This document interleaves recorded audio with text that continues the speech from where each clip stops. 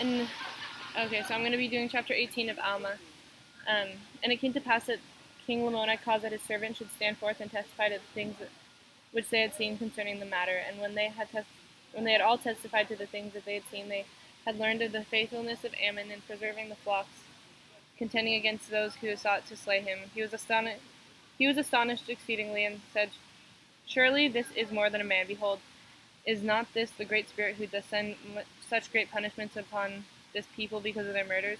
And so the question I have with that is, like, who is the great spirit? Is it like God or Jesus, or are they talking about the Holy Spirit, or is this something else that like they kind of like made up and were worshiping on their own?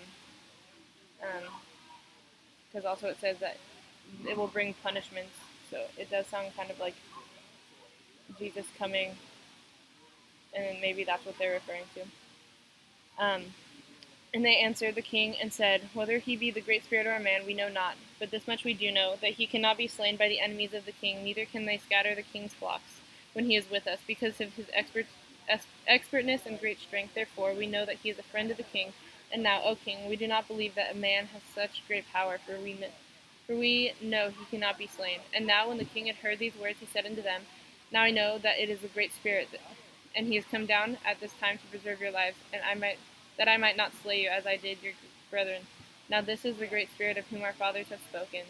Now this was the tradition of Lamoni, which he had received from his father, with that, or yeah, he had received from his father, that there was a great spirit. Notwithstanding, they believed in a great spirit. They supposed that whatsoever they did was right. Nevertheless, Lamoni began to fear exceedingly, with fear lest he had done wrong in slaying his servants. So that kind of answers my question. Um, and there is a reference, 5b,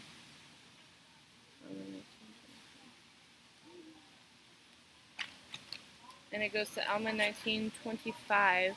And it says, "And it came to pass that there were many among them who said that Ammon was the great spirit, and others, and he was sent by the great spirit." Um, so yeah, it's nothing, or it's just something that they kind of came up with, that they were scared of for slaying the servants. Um, for he had slain many of them, because their brethren had scattered their flocks at the place of water, and thus, because they had their flocks scattered, they were slain. Now it was the practice of these Lamanites to stand by the waters of Sebus, to scatter the flocks of the people, that thereby they might drive away many that were scattered unto their own land, it being a practice or plundering among them. So my question with that is, like, what possessed them to just scatter flocks? Like, why wouldn't they like steal the flocks or something? Like, why would they only scatter them? And it came to pass that King Lamoni inquires of his servants, saying, "Where is this man that he has such great power?" And they said unto him, "Behold, he is feeding thy horses." Now the king had commanded his servants previous to the time of the watering of their flocks, that they should prepare his horses and chariots, and conduct him forth to the land of Nephi. For there had been a great feast appointed at the land of Nephi by the father of Lamoni, who was king over all the land. Now when the king Lamoni heard that Ammon was preparing his horses and chariots, he was more astonished because of the faithfulness of Ammon, saying, "Surely there has not been any servant among all my servants that has been so faithful as this man, for even he doth remember all my commandments to execute them. Now I surely know that this is the great spirit, and I would desire him, that he come in unto me, but I durst not." And it came to pass that when Ammon had made ready the horses and chariots for the king and his servants, he went in unto the king, and he saw that the countenance of the king was changed. Therefore he was about to return out of his presence. So there's a cross reference, 12a, to countenance, like the countenance of the king. So I just wanted to see how his countenance was changed. So it takes me to Daniel 5:6. So I'm going to look that up.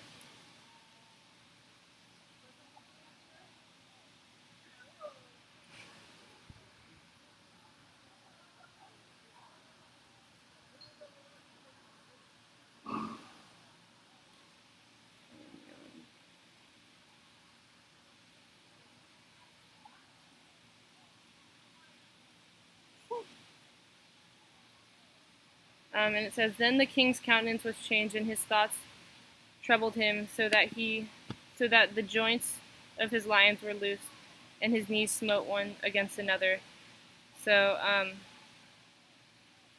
so maybe it was like like the change in countenance was kind of like he was like so shocked, um, and like he was like rethinking a lot of things that he had thought before. Um, and one of the king's servants said unto him, Rabbana, which is being interpreted, powerful or great king, considering their kings to be powerful. And thus he said unto them, Rabbana, the king desireth thee to stay. Therefore Ammon turned himself unto the king and said unto him, What wilt thou that I should do for thee, king? And the king answered him, Not for the space of an hour, according to their time, for he knew not what he should say unto him. And it came to pass that Ammon said unto him again, What desirest thou of me? But the king answered him not. And it came to pass that Ammon, being filled with the Spirit of God, therefore he perceived the thoughts of the king. How did he perceive the thoughts of the king? Um, like, did it come in like a vision or like a thought to his head, or did he just assume he knew? And there's a cross reference, 16b, Alma 12:3.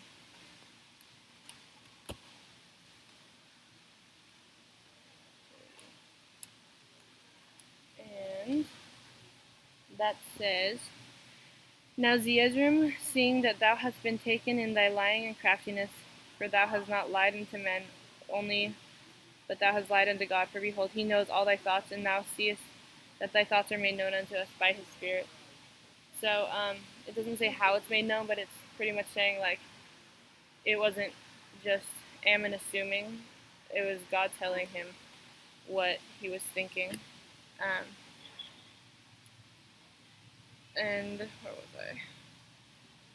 And he said unto him, Is it because thou hast heard that I defended thy servants and thy flocks, and slew 7 of their brethren with the sling and with the sword, and smote off the arms of others in order to defend thy flocks and thy servants? Behold, is it this that causeth thy marvelings? I say unto you, what is it that thy marvelings are so great? Behold, I am a man, and am thy servant. Therefore, whatsoever thou desirest, which is right, that will I do. Now when the king had heard these words, he marveled again, for he beheld that Ammon could discern his thoughts. But notwithstanding this, King Lamoni did open his mouth and said unto him, Who art thou? Art thou the great spirit, who knowest all things? Ammon answered unto him and said unto him, I am not. And the king said, How knowest thou the thoughts of my heart? Thou mayest speak boldly and tell me concerning these things, and also tell me by what power ye slew and smote off the arms of my brethren that scattereth my flocks. And now if thou wilt tell me concerning these things whatsoever thou desirest, I will give unto thee. And if it were needed, I would guard thee with mine armies. But I know that thou art more powerful than all they. Nevertheless, whatsoever thou desirest of me, I will grant it unto thee. And Ammon said, being wise yet harmless, he said unto Lamoni, Wilt thou hearken unto my words, if I tell thee by what power I do these things? And this is the thing that I desire of thee. And the king answered unto him, and said, Yea, I will believe all thy words. And thus he was caught with guile. I don't even know what that means, so I'm going to look it up in the dictionary.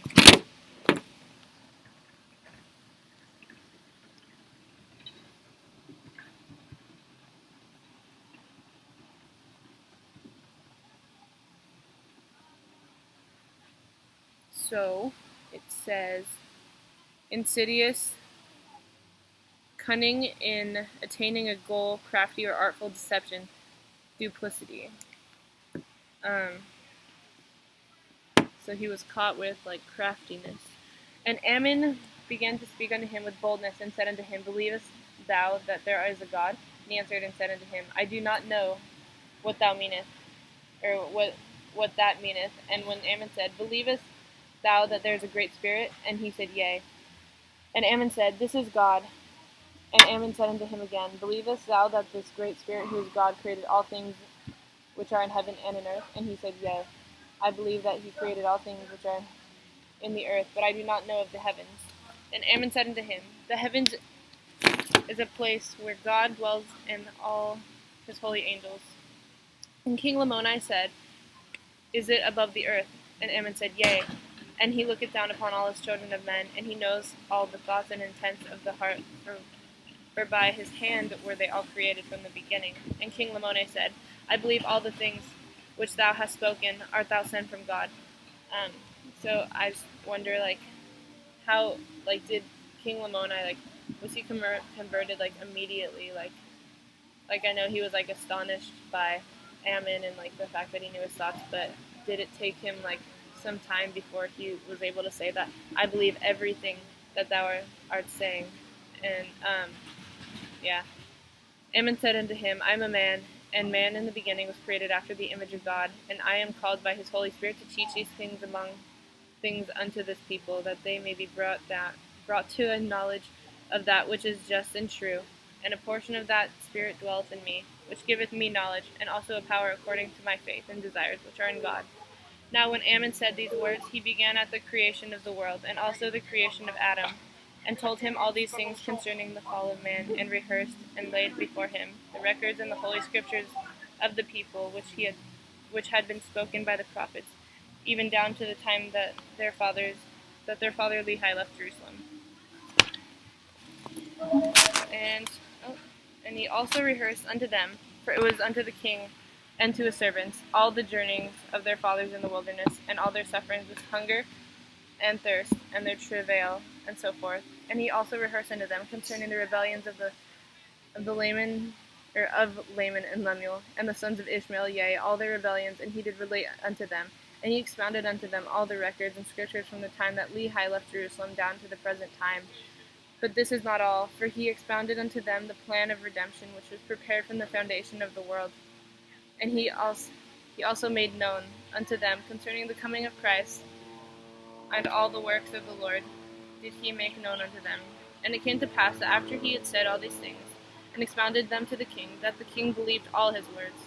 And he began to cry unto the Lord, saying, O Lord, have mercy according to thy abundant mercy, which thou hast had upon the people of Nephi, have upon me and my people. And now when he said this, he fell unto the earth as if he were dead. And it came to pass that his servants took him and carried him in unto his wife, and laid him upon a bed, and he lay as if he were dead for the space of 2 days and 2 nights, and his wife and his sons and his daughters mourned over him, and after the manner of the Lamanites, greatly lamenting in his loss. So I think I'm supposed to, like, review how I like this. So I think these assignments, like the video assignments, I think they help me pay more attention, because it's like I'm looking for questions to ask and looking, like, to see what I don't understand, whereas when I'm not doing the videos, I'm kind of just reading for the storyline to see what happens next. And I don't like doing videos, so I prefer not to do them, but I know it does help me, like, look for things I don't understand and then go look for the solution or the answer. So it's bittersweet. It's good and bad. So that's all I have.